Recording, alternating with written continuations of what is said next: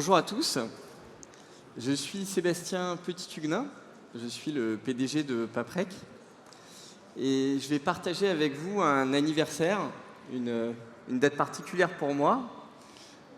En octobre 2003, presque jour pour jour, j'ai pris un TGV de Londres et je suis arrivé à La Courneuve pour rejoindre la PME familiale, une société qui s'appelle Paprec.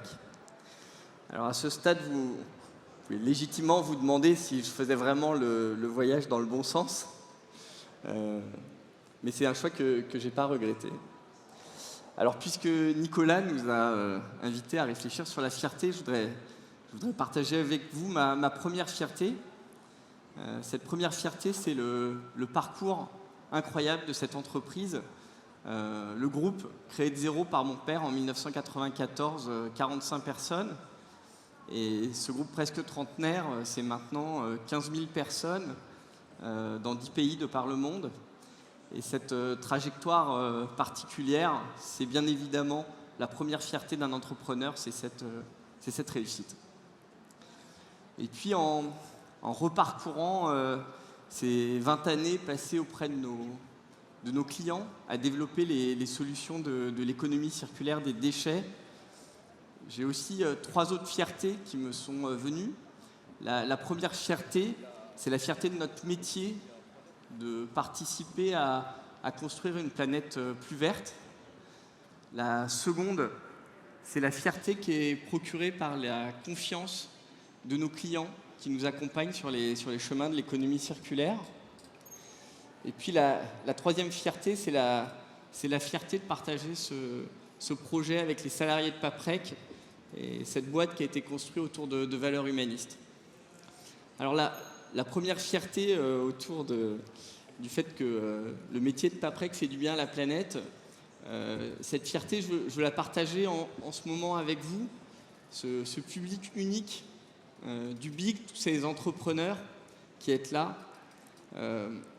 C'est possible aujourd'hui avec vous de créer les conditions d'une croissance verte. C'est possible et c'est ce qu'on fait tous les jours. Et donc pourquoi cette croissance verte? C'est le travail qui a été fait et qui démontre aujourd'hui qu'il est possible, à condition d'éco-concevoir nos produits et de les incorporer massivement dans les produits qu'on met en marché, d'arrêter d'épuiser les ressources fossiles. Et donc cette croissance, c'est une croissance qui respecte les limites planétaires à condition d'être à moins de 1% de croissance de ce qu'on tire sur le fossile, d'incorporer massivement les matières issues du recyclage. On est capable de soutenir cette trajectoire de croissance. Et ce que je veux vous dire à tous ces entrepreneurs qui êtes là, c'est que c'est possible. N'ayez pas peur, ce chemin, on peut le prendre et on peut réussir à construire cette société bas carbonée. Et donc les voies, c'est vraiment éco-concevoir les produits. Ça, c'est la mère des batailles. Les produits qui n'ont pas été conçus dès le démarrage, dont la fin de vie n'a pas déjà été pensée, cela, forcément, on a du mal à en faire quelque chose derrière. Et pour cela, on a des solutions en faisant de l'énergie verte, mais c'est bien évidemment moins performant que la solution recyclage dans laquelle les matériaux vont rester dans le cycle. Alors, cette première fierté, c'est celle du métier.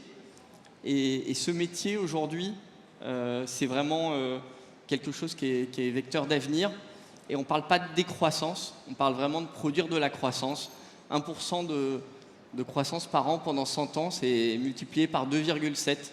Donc c'est quelque chose qui permet d'envisager l'avenir sereinement. Alors ma deuxième fierté, elle est vraiment autour de la confiance de nos clients. Je voudrais les saluer là devant vous, c'est 70 000 audacieux qui nous ont fait confiance pour prendre les voies parfois périlleuses de l'économie circulaire.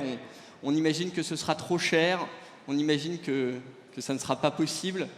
Et en fait, on le fait et je voudrais vraiment les saluer. Je ne peux pas tous les citer, mais il y a 3 exemples que je voulais partager avec vous.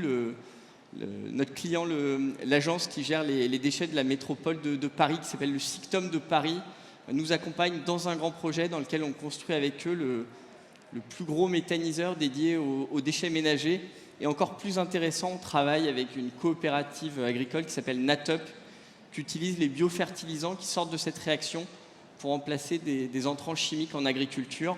Et ça, c'est un projet qui est vecteur d'avenir et je veux remercier ses partenaires pour leur confiance. Il y a le sujet de Bertrand Chamas, de Gerflor, que je salue, qui est parmi nous aujourd'hui, avec lequel on a construit la filière Flore-to-Flore.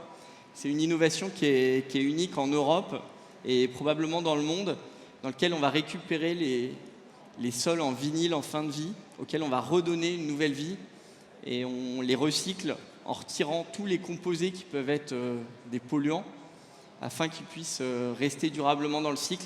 Et ça, c'est un projet de longue haleine, ça nous a pris presque 7 ans à le développer. Je voudrais les saluer, et puis encore un troisième petit exemple, je pense à Guy Sidos et à Vika, cette magnifique entreprise française. On travaille avec eux à décarboner les sources de l'énergie. Vous savez que toute la production de ciment et de béton est un sujet de décarbonation majeur. On travaille avec eux et je voulais le saluer à nouveau pour la confiance. Je ne peux pas citer tous mes clients, mais voilà, leur confiance nous honore. Elle nous oblige aussi parce que ça nous amène à donner le meilleur de nous-mêmes. Et puis, la troisième fierté, c'est la fierté d'avoir créé une société de 15 000 personnes autour des valeurs humanistes.